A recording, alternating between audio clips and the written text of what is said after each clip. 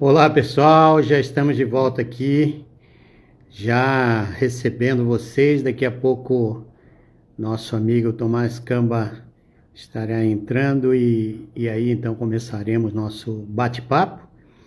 Mas é muito bacana a gente poder toda segunda-feira estar juntos, conversarmos sobre esses temas tão fantásticos. Eu não sei se você está percebendo, mas quanta gente assim com nível muito bom estão fazendo lives hoje. Se você sai procurando pelo Instagram, pelo Facebook, você vai ver muitos pastores, muitos líderes, muitos profissionais evangélicos fazendo lives aí que, sinceramente, são lives de um nível intelectual muito bom e que dá uma orientação para a gente do que está acontecendo no mundo com muito mais detalhes do que você muitas vezes tem em alguns telejornais. Então eu creio que Deus tem levantado dentro das igrejas pessoas como vocês, né, e também outros que estão interessados em conversas que são muito mais relevantes do que simplesmente um noticiário que você está vendo aí no dia a dia, na televisão, e que não acrescenta praticamente nada na tua vida. Eu creio que a tecnologia veio trazer para a gente aqui um novo ar nessas questões geopolíticas, das questões de noticiários sérios, e que vem não da mídia, mas vem de pessoas que estão enfronhadas assim com muitas situações do mundo.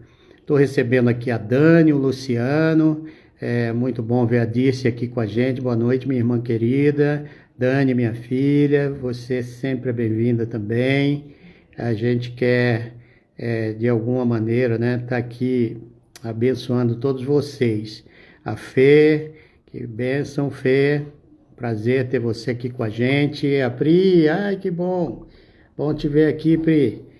Essa companheira dentista que foi com a gente para os ribeirinhos atender pessoas lá no meio do Amazonas, lá no meio do Rio Solimões. Muito interessante tudo que fizemos. Aí o Fábio está aí com a gente. Para você saber, o Fábio é esse camarada que está fazendo toda essa animação das minhas lives aí, que vão para você durante a semana. É esse camarada aí que é o responsável de fazer tudo isso. Pri, bacana te ver aqui. Fê também, viu? Deus abençoe. Amanda não perde uma. Muito bom, Amanda, ver você aqui com a gente. Espero que hoje vocês todos possam ser abençoados. O Tomás é um cara muito esperto, animado pra caramba. E a gente quer daqui a pouco recebê-lo aqui para que você possa. O Edson. Edson, esse camarada é um daqueles que gosta da música popular brasileira, gosta de tocar e gosta de cantar. Tem uma voz linda e é muito legal ver o, esse meu amigo o tempo todo aqui apresentando algumas músicas para a gente. Eu vou chamar o Tomás também me ajudar a dar um abraço aí em todos vocês. Abração, meu amigo. Edson, quem sabe um dia você não vai tocar aí pra gente. Ei, Tomazão, como é que você tá, cara? Salve, Humberto. Eu tô bem, graças a Deus. E vocês aí?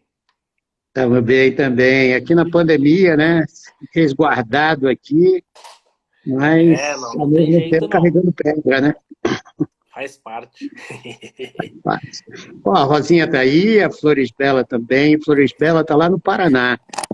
A Fanásio, olha que coisa interessante. A Flores Bela está no Paraná, é um membro de uma igreja que eu pastoreei, Tomás, lá em São José dos Campos, e o Ok. Afanásio é um pastor lá de Pernambuco, do interior de Pernambuco. E Olha só ele, que interessante. interessante, né? Você vê de um lado e do outro do nosso país, você tem gente. Já tivemos gente aqui da Alemanha, temos gente de outros lugares aqui no Brasil. Então, temos muita gente bacana e que gosta de conversar com a gente durante esse tempo. Muito bem, eu acho que já está no horário da gente ir começando, a turminha vai chegando aí. O pessoal Panásio, vai entrando. boa noite aí para você. Espero que esteja bastante calor aí no interior de Pernambuco. Esse camarada mora numa cidade chamada Frânio. No outro dia nós fizemos uma live, eu e ele.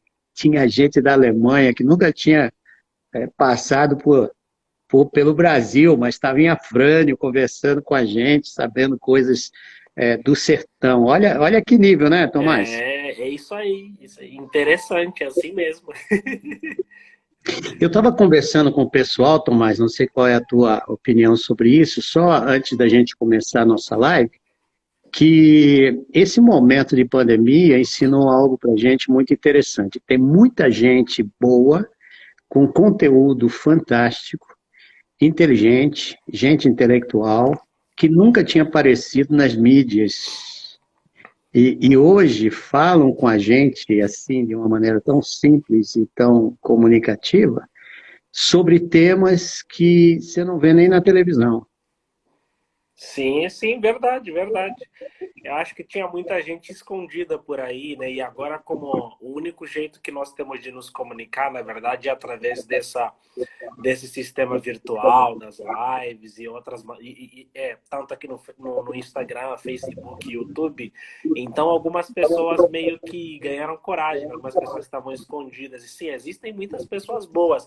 E ainda assim, existem outras que estão ali se resguardando mesmo, mas muitas pessoas inteligentes, com palavras muito boas, com conhecimento e conteúdo muito relevante, que de fato poderiam nos edificar e servir de base para muita gente. Mas tem mesmo, tem Verdade, muita verdade. gente. A Igreja do Senhor, principalmente, ela é muito rica, né, em termos de potencial humano, né? Sim, sim, sim, sim. Em termos de capital humano, a igreja ela tem uma diversidade muito grande. Aliás, a Bíblia ela já fala a respeito da diversidade dos dons, né? Então, nosso Deus é aquele que nos capacita e concede ao corpo de Cristo os dons e os talentos. Então, a igreja é um celeiro, é uma comunidade onde que alberga todo esse tipo de gente mesmo. E aí, muitos desses talentos ou dons, eles são subaproveitados, né? Então, eu acho que deveríamos também aproveitar um pouco mais essas pessoas, né? Você acha que esse tempo e a tecnologia vai nos ajudar e muito a mostrar a cara como igreja para a sociedade nesses dias? Olha, eu espero que sim, Humberto, porque, porque a gente demora para aprender, né? Sei lá, 2 anos atrás ainda a gente falava que a tecnologia era um instrumento do maligno e tal, e agora a gente está aqui fazendo usufruto dela, né?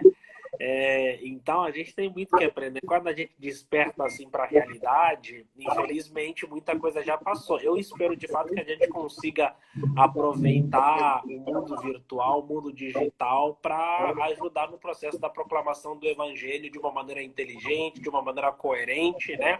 Mostrando ali a Bíblia para as pessoas, porque o mundo digital chegou para ficar.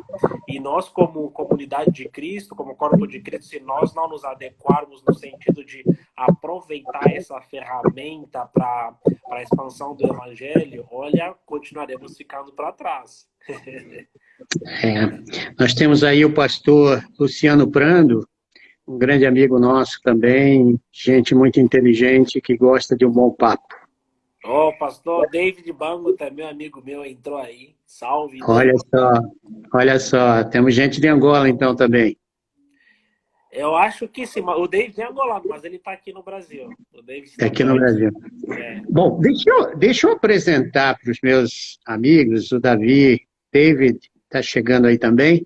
Eu vou apresentar para vocês o Tomás. Tomás tem 29 anos, é isso, Tomás? Sim, senhor. 29 anos, ele é Estou na crise dos angolano, 30. angolano, pastor da nossa igreja, Igreja Batista do Morumbi, trabalha com os jovens da nossa igreja, é casado com a Tainá e tem uma filhinha muito bonita, uma filhinha que nem parece com ele, parece mais com a mãe. A Ágata é brincadeira, viu? Ele é muito bacana e a Ágata é uma gracinha, né? Então, ele é graduado em teologia, ele fez pós-graduação em economia e filosofia e também é professor de teologia e filosofia. Sim, Além disso, senhor. o Tomás é escritor, ele já escreveu o seu primeiro livro e também é colunista, e nós vamos falar sobre o livro dele também, A Terceirização da Fé, que é algo muito legal. Já li o livro dele e eu espero que você, até o final, possa já fazer a sua encomenda aí. Ele vai deixar o endereço depois para a gente. E também ele é escritor do jornal Correio de Quianda, é Isso. fundador da editora Quitanda, que hoje está oferecendo e fornecendo livros também para o seu querido país da Angola e aqui no Brasil.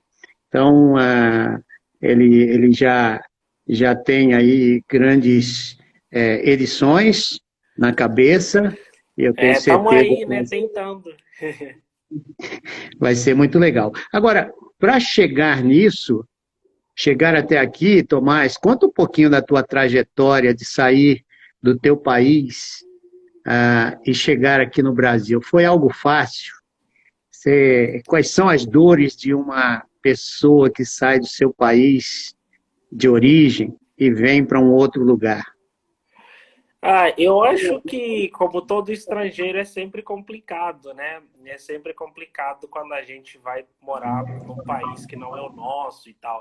Tem o Gabriel aí, Gabriel Aguiar acabou de entrar aí. Salve, Gabriel. Entrou aí o Gabriel. A gente tem que pegar esse É, cara também. então, como estava dizendo, todo estrangeiro tem sempre uma dificuldade, né? Mas eu acho que no nosso caso, principalmente estrangeiros africanos, eu acho que a dificuldade ele é um pouco mais redobrada, porque o gringo americano e europeu, todo mundo olha assim, fala, esse é o gringo americano, europeu e tal. todo, todo mundo olha assim com um ar de admiração. Então, enquanto que geralmente o estrangeiro, o gringo africano, né, as pessoas geralmente pensam, esse cara veio fugir da fome, esse cara é pobre, não sabe de nada. Então, a dificuldade ela é um pouco mais redobrada. Então, se o nativo ele tem que trabalhar uma vez, você como estrangeiro, você tem que trabalhar 2 ou 3 vezes mais nesse caso, para você conseguir se impor e também ocupar o seu espaço, né? Então, no meu caso, não foi diferente. Mas eu vim para o Brasil, foi tudo guiado por Deus, assim. Eu sempre gostei de estudar. Aos 16 anos eu estava dando aula já de matemática lá em Angola. Aí então, Deus começou a falar fortemente comigo e aí eu resolvi estudar teologia. E aí eu comecei a buscar por faculdade de teologia, tanto aqui no Brasil e nos Estados Unidos. E aí a Faculdade Teológica Batista de São Paulo, onde eu estudei, aí eles olharam para minha história, para aquilo que eu havia escrevido, aquilo que eu havia escrito nos e-mails, aí eles acharam interessante e me chamaram. Eles me ofereceram uma bolsa parcial. Eu falei, vem para cá, a gente não consegue te oferecer uma bolsa 100%, mas uma bolsa parcial a gente consegue te oferecer. Aí eu vim com a cara e com a coragem, né? Minha família não gostou muito, porque eu tinha 16 anos, eu dava aula já num colégio que era um colégio que tinha participação pública ou privada, né? Então, tipo, era Sim.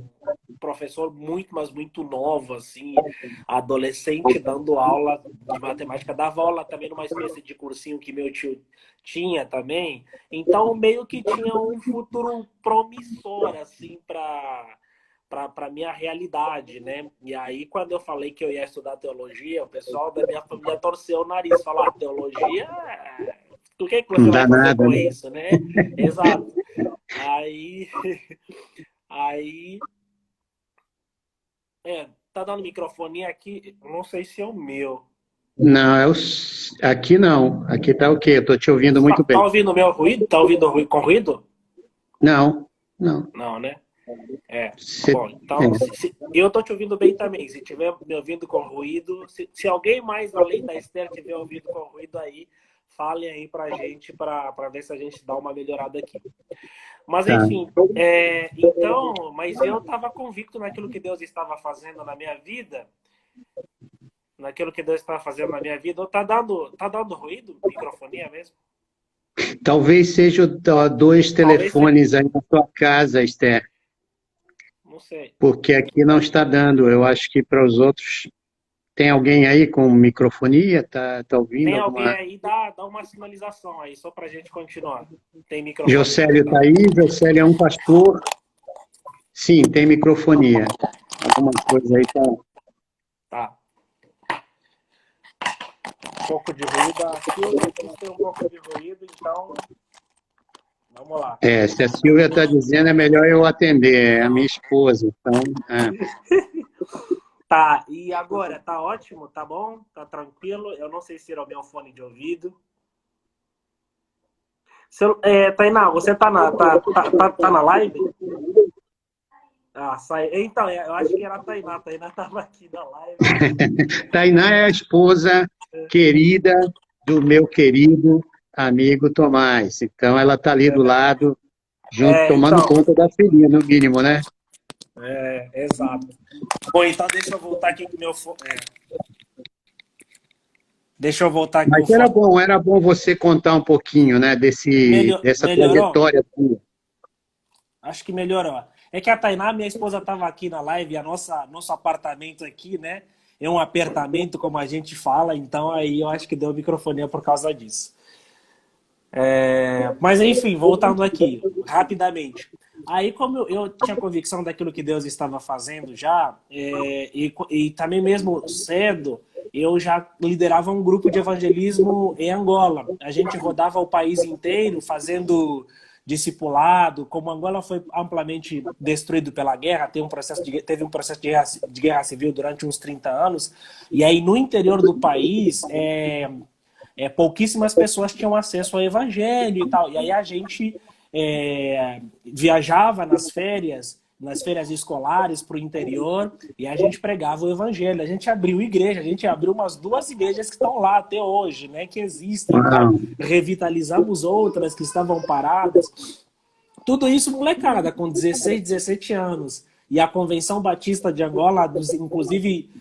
viu a seriedade do nosso projeto. Uma época eles nos cederam o ônibus, então a gente andava com o ônibus da convenção. Então era um negócio muito interessante. E aí Deus ele abriu as portas, e como eu já tinha essa convicção, aí eu resolvi vir para o Brasil, então na cara e na coragem, e tô aqui até hoje. E ficou muito fácil para as pessoas entenderem teu chamado depois de tudo isso, né, Tomás? Para te enviar, para mandar você para cá, foi algo que você não teve tantas dificuldades, né? De convencer ninguém, né? Foi natural, né? Sim, foi um processo natural. Minha família ela deu uma torcida de nariz, assim, não gostou muito na primeira, mas mesmo assim eu vim porque eu tinha convicção daquilo que eu estava querendo. E aí depois as coisas elas começaram a acontecer, né? E graças a Deus as coisas elas foram fluindo. Ai, que legal. Tomás, vamos falar um pouquinho sobre teologia do chamado, cara. Você falou aí em convicção. Eu creio que muitos dos nossos amigos que estão nos ouvindo, né, eles precisam entender um pouco disso, porque hoje parece que chamado é só para alguém que é muito especial. É só para alguém que, de repente, foi coroado, né, de alguma maneira, por um anjo apareceu. E qual é a tua teologia para isso? Como é que você vê hoje o homem normal numa igreja? Eu acho que todos nós somos chamados, né? Todos nós somos chamados por Deus, assim. Agora, dentro da comunidade de Cristo, existem diversos chamados. O que a gente precisa entender é isso, existem diversos chamados, mas todos nós fomos chamados. Existem chamados específicos para pastor, existem chamados específicos para missionários. Então, para missionários transculturais, para missionários locais, apesar de que missões começam onde você está e terminam onde Deus quiser, não é isso? Então, já ouvi isso em algum lugar, né? Então, eu acho que, com relação à proclamação do Evangelho, ao testemunho de Cristo, todos nós somos chamados. Agora, infelizmente, o que tem acontecido é que algumas pessoas, elas têm basicamente terceirizado essa ideia de chamado, porque pensam que somente aqueles que são pessoas ungidas, especiais, é que foram chamadas, né? E a partir daí acabam enterrando os seus dons e seus talentos, ao invés de colocá-las ao serviço do reino, elas acabam simplesmente enterrando, porque elas não entendem que a dimensão do reino de Deus é grande, né? É maior, né? E os chamados não são apenas aqueles que estão dentro da igreja exercendo funções de liderança eclesiástica, né? Todas as pessoas são chamadas, nós somos chamados a testemunhar Cristo em todo o tempo, em todo lugar, com os nossos vizinhos, no ônibus, no trabalho, em todo lugar. Um arquiteto pode testemunhar a Cristo através das suas projeções, um artista pode testemunhar a Cristo através da sua obra, um segurança pode testemunhar a Cristo através do seu zelo no trabalho, uma faxineira pode testemunhar a Cristo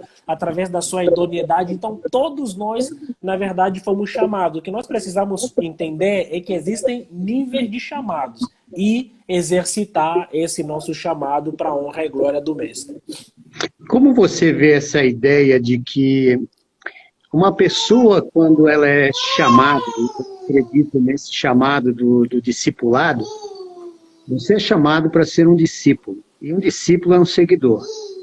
E, logicamente, quando você começa a seguir alguém, você nem vê muitas coisas que precisam ser vistas. É um processo, né, de crescimento, é um processo de caminhada, de você olhar como aquela pessoa vive, como é que ela respira, como é que ela sonha, como é que são os alvos, as metas, as prioridades daquela pessoa. Nós somos chamados para sermos semelhantes a Cristo, no sentido de caráter, né? Como você vê isso? Você vê o chamado de uma pessoa conforme ela vai crescendo nessa caminhada com o Senhor? Sim, eu acho que algumas pessoas do chamado se manifestam de maneira mais rápida, de maneira evidente, assim, né? A pessoa, sei lá, se converteu ontem e amanhã as pessoas, e logo em seguida as pessoas já percebem, puxa vida, esse cara ou essa irmã, esse irmão tem, né? Ela foi chamada para essa vocação específica. E existem algumas pessoas que, na verdade, isso vai acontecendo no decorrer da caminhada. Agora, em todos os aspectos, tanto aqueles que o chamado se evidencia mais cedo, quanto aqueles que se evidencia mais tarde, o que nós precisamos entender é que a maturidade a respeito desse chamado, ela vai acontecendo na caminhada com Cristo, né? Então, a maturidade que eu tenho hoje, ela é completamente diferente daquela que eu tinha aos 16 anos. Apesar de que aos 16 anos, ainda assim, eu estava exercendo o meu chamado, viajando o meu país, pregando o evangelho, mas a compreensão que eu tenho hoje a respeito do meu chamado é completamente diferente, né? Então, a maturidade, ela vai crescendo na medida que a gente também vai se relacionando com Jesus. E conforme a gente vai colocando os cacos, né, das histórias da vida numa linha, Sim. a gente vai percebendo a confirmação, né, desse Deus na nossa Exato, vida, né? exato. E o tempo também é mestre nesse sentido de mostrar para nós mesmos e para as pessoas a respeito da consistência do nosso chamado. Porque algumas pessoas elas podem ser muito emocionadas, né? Que no decorrer do tempo aquilo vai simplesmente acabando. Enquanto que outras pessoas que de fato são mesmo chamadas, esse chamado ele vai se tornando cada vez mais evidente. Porque alguns abandonam a missão por decepção e tal, mas aqueles que de fato foram chamados, as decepções, os problemas, as dificuldades, elas acabam nos galvanizando e nos tornando cada vez mais conscientes e determinados a cumprir aquilo que o Supremo Mestre nos chamou para exercer. Muito bom, isso é muito legal. Isso para vocês que estão nos ouvindo, né? É muito importante você saber que a tua caminhada com Cristo é o que determina, né, as tuas convicções para daqui a pouco você tomar uma posição certa de que esse Deus que te chama é o mesmo que vai te manter, é o mesmo que vai fazer você no meio de qualquer trauma que vem aí pela frente, se manter de pé. Eu acho que você não estaria aqui, hein, Tomás, se ficasse naquela imaturidade dos 13, 12, 10 anos de idade, né? Como uma criança espiritual, né? Sim, sim, sim, sim. A imaturidade de 2 anos atrás, 3 anos atrás, um mês atrás, enfim, na medida que o tempo vai passando, a imaturidade ela também vai sendo colocada de lado, né? Vai sendo deixada para trás nesse caso. E a gente vai prosseguindo cada vez mais a Cristo, assim, a fim de alcançarmos o alvo da suprema vocação, como Paulo fala, né? Somos uma obra inacabada, né?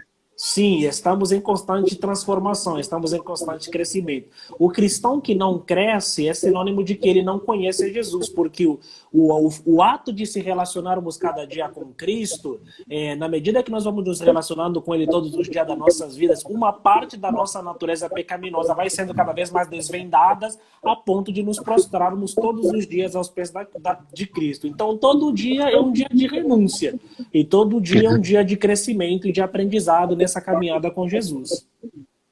Muito legal. O Wagner Tinoco também entrou aí, um grande amigo nosso, você conhece, né? Também é o pai do Tinoquinho. Sim, sim, salve, salve, cariocas. Muito legal. A Soninha está aí também. Olha aí, eu queria que você falasse um pouquinho agora do teu país.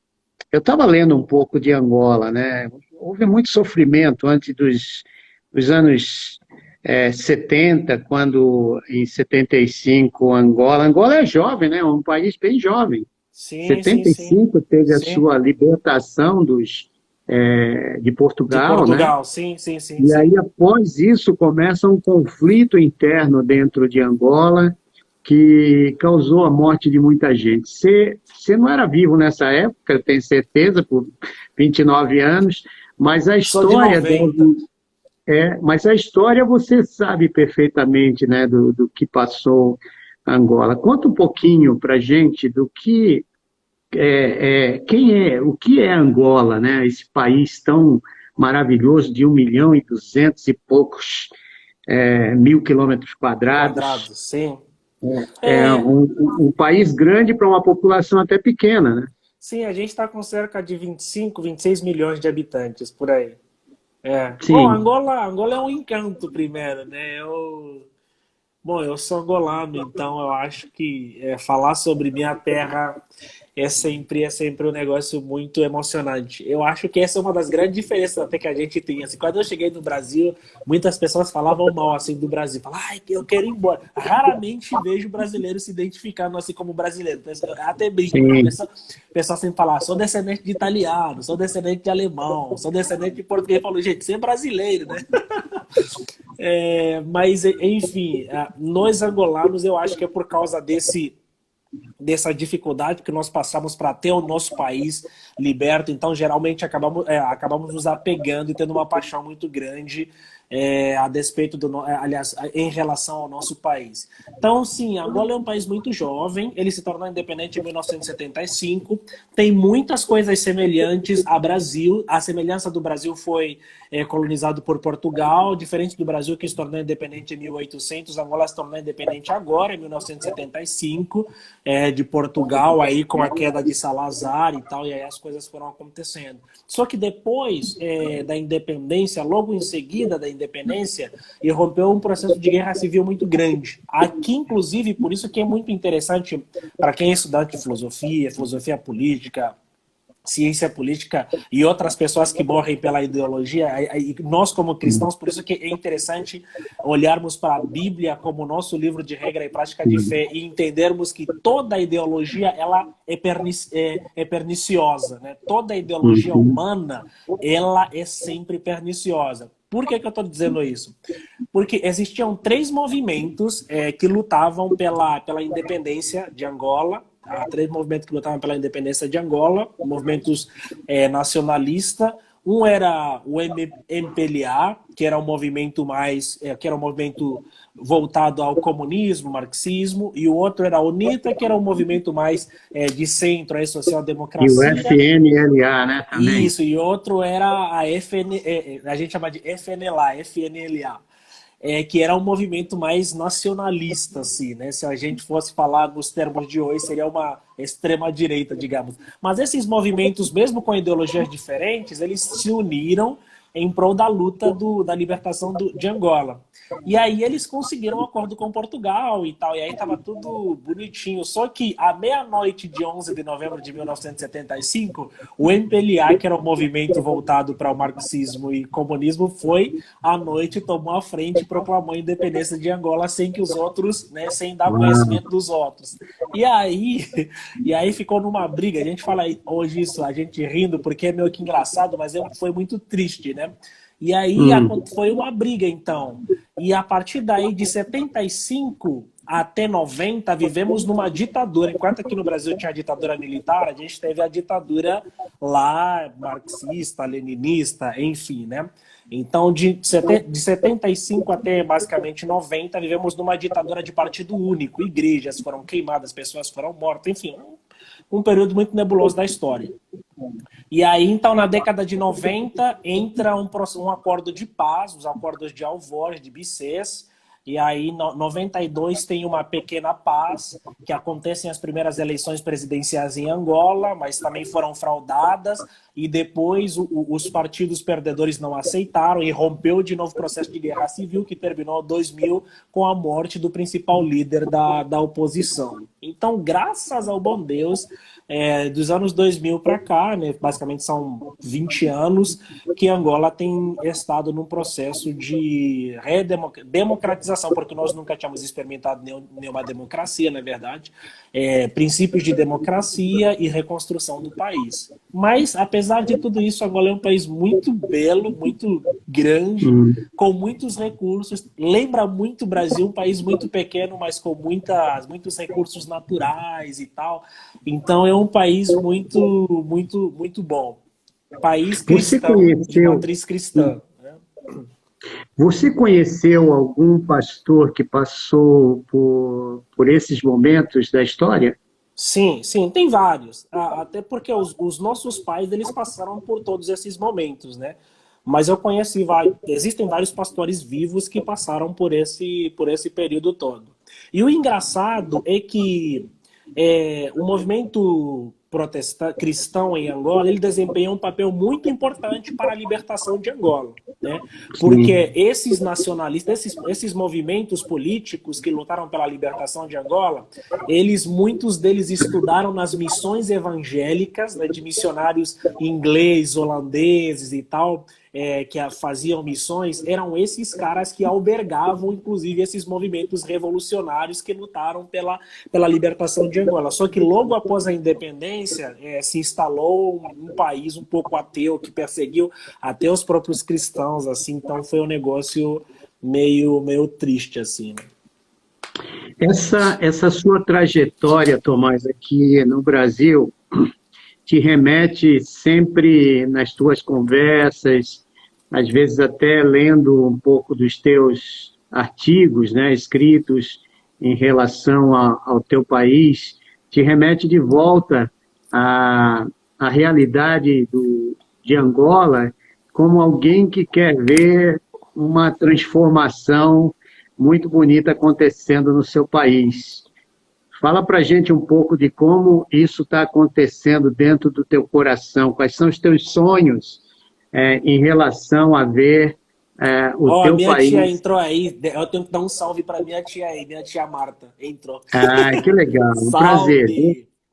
Bem-vinda a essa live aqui com o seu sobrinho tão querido. Eu acredito, Humberto, que um processo de transformação de uma nação, ele perpassa por uma igreja forte. E quando eu digo igreja forte, eu não estou dizendo simplesmente que todas as pessoas de uma determinada nação se converterão ao cristianismo para a nação. Não, eu não. Esse tipo de teonomismo, eu não creio nesse sentido. Eu acredito num cristianismo que faz sentido. O que significa isso? Um cristianismo que transforma pessoas e essas pessoas se tornam referências, né, de seres humanos transformados a ponto de influenciarem o meio em que elas estão habitando. Então, eu não acredito no evangelho impositivo, eu acredito no evangelho transformacional, né? Então, aliás, nós temos na história muito desse evangelho que criou foram ofensas. a países onde entraram e, na verdade, havia um expansionismo ao invés de um discipulado bem feito de quem queria realmente mostrar que estava disposto a se adaptar e reconhecer que aquela cultura era algo precioso aos olhos do Senhor. Sim, sim, sim, sim. Então, a minha geração, o pessoal da geração de 90, que nasceu na década de 90 em Angola, é o pessoal que tem feito tudo. Então, uma das coisas que Deus tem colocado no meu coração é exatamente ser uma espécie de mentor, conselheiro dessas pessoas da nova geração que estão fazendo muitas coisas. Porque o pessoal da nossa geração teve oportunidade de sair fora de Angola e estudar em diversos lugares, né? Coisa que nossos pais não tiveram. Então, essa nossa geração, que nasceu na década de 80, 90, é a geração que está mudando o país, está mudando Angola, né?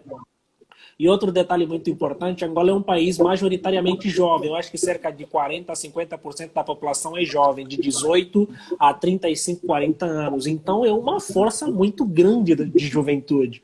Então eu acredito que se nós, como jovens transformados, que temos uma visão diferente, né, daqueles que não tiveram a graça de sair do país como nós tivemos, e, sei lá, usarmos esse conhecimento que nós temos aqui, que Deus tem permitido que nós tenhamos esse conhecimento para abençoar essas pessoas, eu acredito que nós estaremos contribuindo de uma maneira muito forte para a transformação do país, quer sejam as pessoas cristãs ou não. Então, quando eu penso transformação de Angola, eu penso nas dimensões nacionais mesmo, não apenas para as pessoas que são cristãs e tal. Eu creio que se nós, como cristãos, exercermos o nosso papel de influência, toda a nação ela sofrerá o efeito positivo do cristianismo. Ok, deu uma travadinha aí, mas já voltou. É isso mesmo, eu vejo assim, Tomás, da mesma forma, e bacana ver, e a gente vem acompanhando, né, de longe, ainda que lendo, né, apenas, mas eu venho acompanhando como você tem sido nas tuas viagens, nos teus escritos, que você tem deixado, né, para o seu país, mas também aqui no Brasil. Você aqui no Brasil é um pastor, você tem convivido com a realidade brasileira aqui, você conhece bastante. É muito mais fácil para você, sendo estrangeiro, ver coisas no nosso país do que nós. Sim, Porque, eu brinco porque eu não tenho as paixões que vocês têm, né? Então é, é um pouco mais interessante eu fazer uma análise, uma avaliação a respeito da realidade, porque a minha avaliação ela é desprovida da paixão que de fato vocês têm. Então acaba sendo um pouco mais interessante, mas isso é verdade sim, eu consigo enxergar algumas coisas, né, que alguns talvez não enxergam porque estão imersos aí, né? E hoje em dia, nós no Brasil, infelizmente, vivemos numa era muito polarizada, de tensões, e essas polarizações acabaram destruindo relacionamentos, famílias. Então, a sociedade é uma sociedade que vive num cabo de guerra, onde a gente não consegue dialogar, né? E nós, como estrangeiros, principalmente nós estrangeiros não muito afetos, né? Não que eu não tenha uma paixão política, eu tenho as minhas convicções e tal, mas quando eu entrei no Brasil de forma legal, né, eu assinei um documento de que eu não poderia me intrometer nas questões legais e políticas do país. E eu tento honrar isso, né, o mínimo possível, apesar de que algumas vezes dá para escrever um textão no Facebook e tal, mas aí depois apaga, porque, né, então... E, aliás, principalmente porque eu sou pastor também, sou estrangeiro, então tem que ter muito cuidado com relação a isso. Mas talvez essa isenção, essa neutralidade ajuda na hora de ver algumas coisas que estão certas e também que estejam erradas. e, sem dúvida, isso deve ajudar você também a fazer uma autoanálise do que acontece dentro do seu país também. Eu vejo pelos seus escritos, né, algumas coisas. Como é que isso está se dando agora? Você está mais claro agora com relação a como você pode ajudar de uma maneira mais relevante os teus colegas e amigos e pessoas que você conheceu, até mesmo dentro do cenário mais amplo da sociedade lá em Angola. Como é que você vê essa trajetória sua agora, escrevendo para um jornal que, sem dúvida, forma opinião. Como é que você está vendo, como é que você vê o futuro disso tudo? Eu vejo com os bons olhos, né? Eu acredito que nós, pastores, devemos ser, de fato, teólogos públicos, né? Então, eu acho que a sociedade precisa de nós, né? Precisa de nós. Mas precisa de nós como aqueles que vão acalentar a alma, como apaziguadores, na verdade, né? Então, às vezes, os nossos Os lábios... facilitadores da paz, né? Exato. Então, nós devemos ser aqueles os apaziguadores. E, infelizmente, o que tenho observado aqui no Brasil pastores tomando partido de muitas coisas, e aí, ao invés de se tornarem os pacificadores, acabam se tornando muito mais do que pacificadores. São eles, inclusive, que acabam colocando mais lenha na fogueira, nesse caso, os incentivadores de intriga, assim. Então, olhando para essa realidade do Brasil, eu tenho aprendido muito, né? Então, eu não gostaria que, por exemplo, o tipo de polarização que tem acontecido aqui acontecesse do mesmo jeito na igreja, pastores brigando entre si por questões políticas e tal. Então, isso para mim é um grande aprendizado. Então, como é que eu tenho tentado me posicionar em Angola? É exatamente como um pastor, né, que deve acudir os dois lados dessa briga. Aquele que tenta mostrar luz tem que ser o máximo racional possível, e aqui apostando tanto na formação acadêmica quanto na formação espiritual, porque eu acho que para que você se torne um pastor público, né, que tenha voz, que tenha opinião, que seja um pacificador, além da espiritualidade, é necessário que você tenha conhecimentos científicos, conhecimentos acadêmicos, que vão te dar embasamento e autoridade para falar sobre determinados assuntos, porque tem coisa que... né? Nem tudo a gente vai encontrar na Bíblia. Entendam muito bem essa minha colocação, né? Então, a gente não vai exorcizar todas as pessoas com a Bíblia. E existem lugares que só o nosso título de pastor já nos fecha portas, né? Sim, então, sim. Por mais isso... e mais agora, né? Mais e mais agora. Então, por isso é que uma das coisas também que eu tenho tentado fazer nesses tempos é apostar na minha formação acadêmica e, além de pastor, me apresentar também como professor, né? Enfim, como alguém que tem um conhecimento de política, de filosofia, de economia. Então, as pessoas, elas ouvem. Então, eu tenho ganhado espaço exatamente por causa disso também. E aí eu utilizo esse meu conhecimento apenas como ferramenta para tentar mostrar aquilo que é o essencial na verdade, que é a palavra de Deus, que é comunicar que fora das escrituras nós nunca encontraremos paz, o mundo nunca terá paz, e essa paz que tanto tentamos buscar nas ideologias e em outras coisas, ela jamais será encontrada fora da pessoa de Jesus, né? Então somente Cristo será capaz de nos oferecer isso. Josh McDowell já dizia isso, né? Ele dizia que não há paz mundial sem paz nacional. Não haverá paz nacional sem paz estadual. Não haverá paz estadual sem paz municipal. Não haverá paz municipal sem paz no teu lar. Não haverá paz no teu lar sem você ter paz. É um negócio... Antes de ir para o macro, precisamos começar no micro, né? Então, micro. São as nano-revoluções, são as pequenas revoluções. É interessante isso que você está falando, Tomás, porque isso me arremete aqui a um outro tema teológico, que houve uma época que a gente era muito fechado no texto. Ainda gostamos do texto, porque é o texto que nos dá a base de onde aconteceu, como aconteceu. Só que o contexto, nem do texto a gente conhecia muito. A gente falava do contexto em base à língua. A língua original, isso, aquilo. Mas o Evangelho, ele sempre lidou com o texto e o contexto.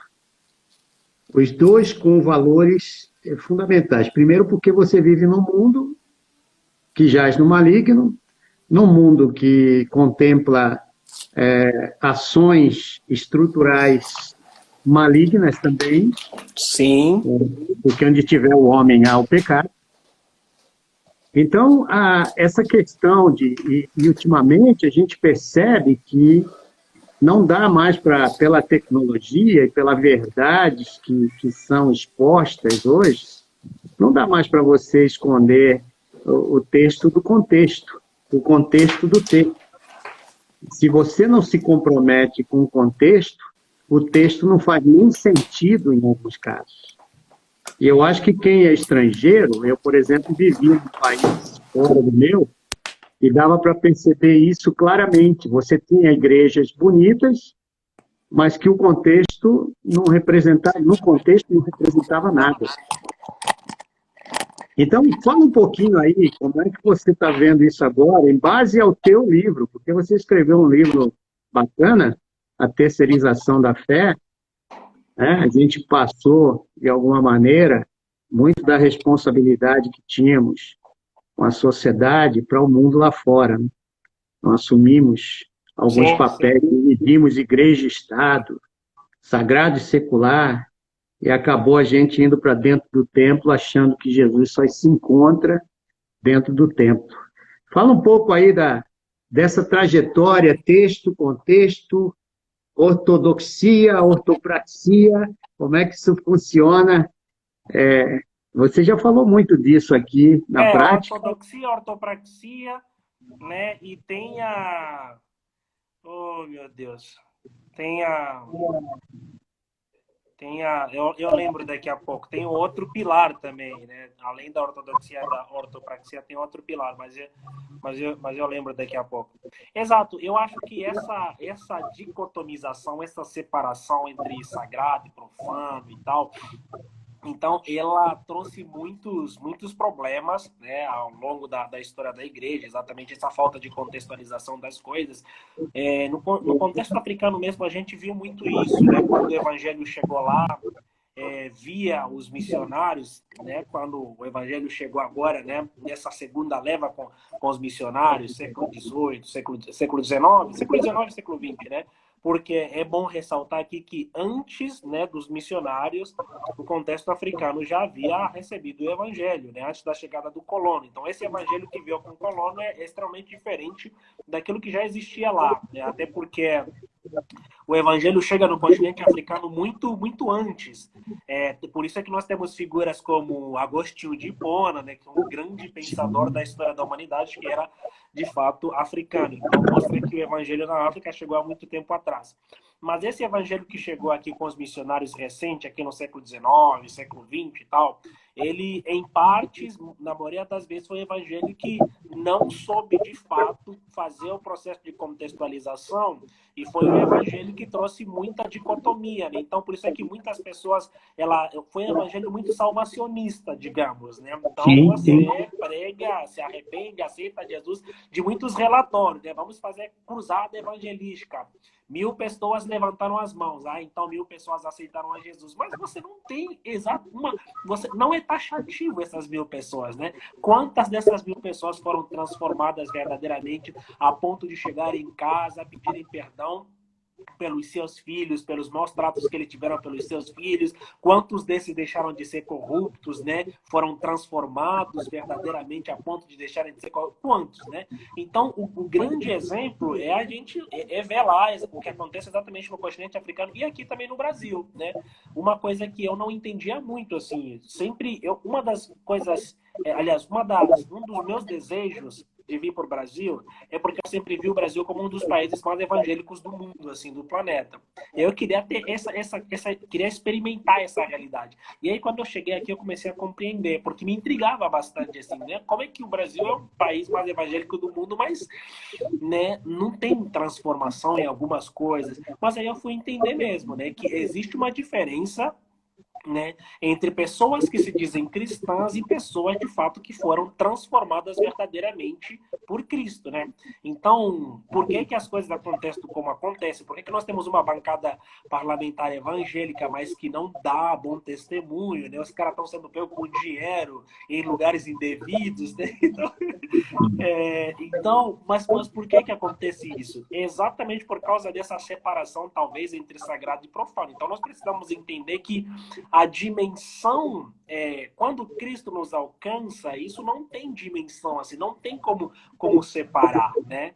O alcance de Cristo na nossa vida, ele é total, ele é pleno. Então, a ponto de nós não separarmos o sagrado e o profano, porque em qualquer lugar onde nós estivermos, nós somos chamados a testemunhar de fato a pessoa de Jesus. Mas, infelizmente, a gente acaba terceirizando isso. Por isso é que a gente pensa é que Cristo só está no templo. E aí, Uhum. quando veio a pandemia do Covid-19, por que nós tivemos uma crise muito grande na igreja? Algumas pessoas, inclusive, alegaram, não, é perseguição religiosa, não fazer culto, isso daí é falta de fé e tal. Mas onde? Por quê? Porque essas pessoas não têm a compreensão de que Cristo não está no templo. Existe uma diferença entre templo e igreja, né? Então, tipo, existe uma diferença muito grande. Aquilo lá é um templo. Igreja é quando 2, 3 pessoas se reunirem. Meu nome ali eu estou, independente da estrutura do templo. Só que a ausência da compreensão real disso trouxe, de fato, uma preocupação muito grande. Então, por isso é que algumas pessoas ficaram em choque, em crise, quando saíram os decretos para nós não nos reunirmos. Mas por quê? Pela compreensão errada que essas pessoas têm a respeito do significado de sermos verdadeiramente igreja. E isso tem a ver também com sagrado e profano, né?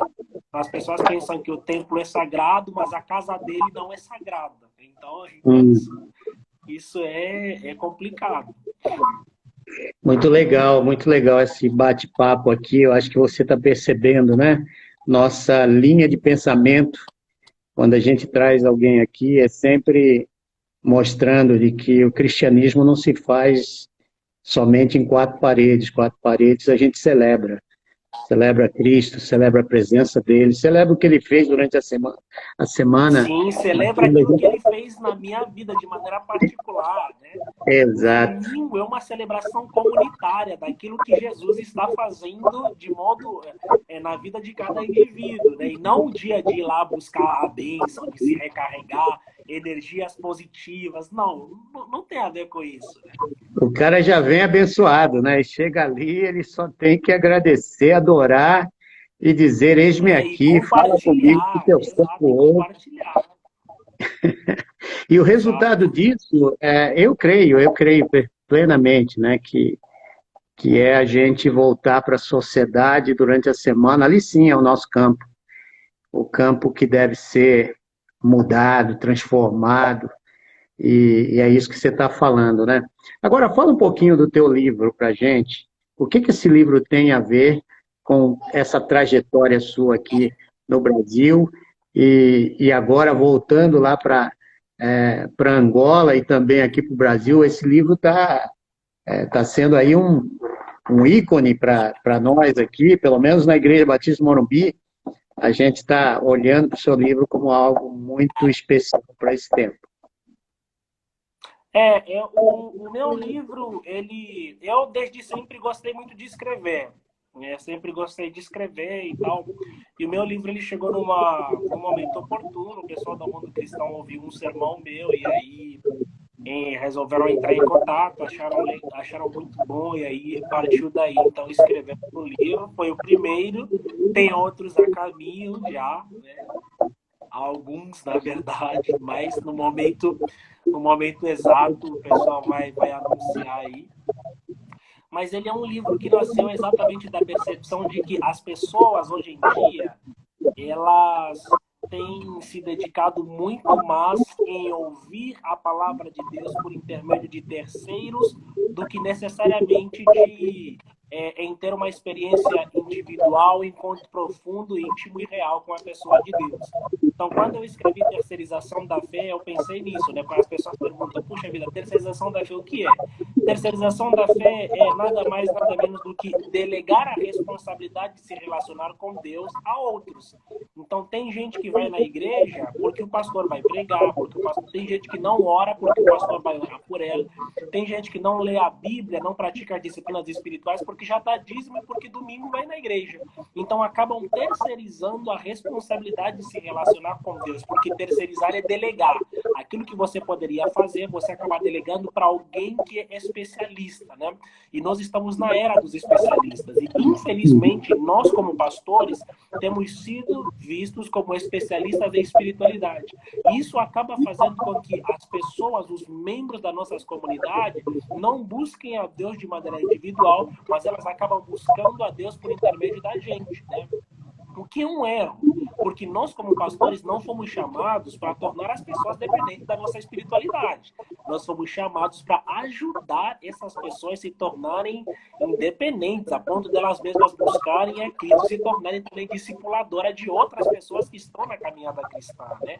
Mas, infelizmente, nós temos utilizado a igreja, a comunidade de Cristo, como uma loja de conveniência. A gente vai lá e pega aquilo que a gente quer, e se a gente não quer, descarta, né? Então, quantas e quantas pessoas vão procurar a igreja porque tem boa música, porque tem bom som? Isso não é problema. Mas quando o objetivo se torna somente esse, e não o Senhor do culto, aí que está, de fato, o grande problema. E para o meu espanto, né, quando eu escrevi, eu estava pensando aqui na realidade brasileira. Quando eu fui fazer o lançamento em Angola, percebi que a mesma coisa que tem acontecido lá, né? Então, foi uma surpresa assim. Mas, graças a Deus, o livro tem respondido às expectativas, mas ao mesmo tempo eu digo infelizmente, porque eu acertei, o que é triste assim, né? Porque é uma realidade que tem acontecido no seio da comunidade de Cristo. Muito bem, você hoje trabalha conosco aqui na igreja, é um dos pastores. Quais são as grandes dores que ficam no seu coração quando você olha hoje o cenário evangélico mundial? Houve um momento de você chorar? Já chorou alguma vez por causa da igreja? Sim, Você já sim, eu teve fico me alguma lamentando. dor grande assim por causa desse movimento? Eu me lamento toda hora, né? Minha esposa é que fica ouvindo os meus lamentos, né? Não são Jeremias, mas eu fico me lamentando toda hora. Mas um dos meus grandes lamentos é exatamente o abandono por uma espiritualidade mais bíblica, digamos assim, né? É o abandono de uma espiritualidade bíblica. Nós somos muito superficiais. Muito superficiais. Inclusive, eu estava conversando uma vez com a minha esposa que essa é uma das coisas que eu sinto muita falta, que era uma realidade nossa, pelo menos do continente africano, que as pessoas são muito unidas, né? Você tem esse negócio de comunidade mesmo, comunidade no sentido de grupo de pessoas, de irmandade, de corpo, de unidade. Aqui nós somos muito superficiais, né? E em partes, a gente sabe que em partes a cidade, ela provoca isso. As pessoas se tornam muito individualistas, muito egocêntricas, vai para a igreja, mal o culto acabou, a pessoa já levantou, xinga a pessoa que está no estacionamento, vai embora para casa, enfim. Então você percebe claramente que falta um encontro real das pessoas com Cristo, assim, né? E essa é a realidade que nós temos observado cada vez mais. As pessoas não estão comprometidas com aquilo que a palavra de Deus verdadeiramente diz. As pessoas querem ouvir um sermão bom, mas bom como? Bom que fala que ele vai vencer, que ele vai conseguir as coisas, que ele é um cara legal, que ele é uma pessoa legal e tal, mas não no sentido de, olha, você é pecador, se arrepende, né? Olha, a ira de Deus era para você, mas a graça e a misericórdia de Deus em Cristo Jesus te alcançaram. Então nós nos tornamos essas pessoas muito superficiais. E isso mexe comigo profundamente. Eu não sei se é pela minha matriz africana, porque nós somos muito em comunidade. Inclusive, algum tempo atrás, aqui no Brasil, o pessoal começou a trabalhar muito aquele conceito de Ubuntu, né? Que é todos por um, por todos, então, que é basicamente da matriz africana. Mas essa é uma das coisas que eu sinto muita falta na realidade da igreja no mundo ocidental. Nós nos tornamos pessoas muito superficiais, muito individualizadas. E esse lance do individualismo, do egoísmo, eu acho que é falta de olhar para as escrituras. Porque se nós olhássemos para as escrituras... É interessante o que você está falando, Tomás, porque visitando lá a igreja que foi de Lutero, Martinho Lutero, em Wittenberg, eu me lembro que eu fiz uma pergunta para o pastor depois do culto. Perguntei para ele, pastor, onde é que está aquela igreja que era o berço da reforma, que mudou a Europa, que discutia os temas importantes nas universidades, no cenário público? Onde está aquela igreja que tinha um poder tremendo de transformação, que criou o ambiente que nós temos hoje aí, e que esquecemos. E aí, então, ele disse para mim, você é pentecostal? Eu falei, não, está acabando o nosso tempo, mas a gente volta, tá? Não, não. Aí eu falei para ele assim, então o que aconteceu? Ele falou, nós esquecemos do Espírito Santo e racionalizamos a fé. Ele disse isso com um coração assim, você via nos olhos dele que houve uma perda. Nós já voltamos, tá, queridos? Voltem aí comigo,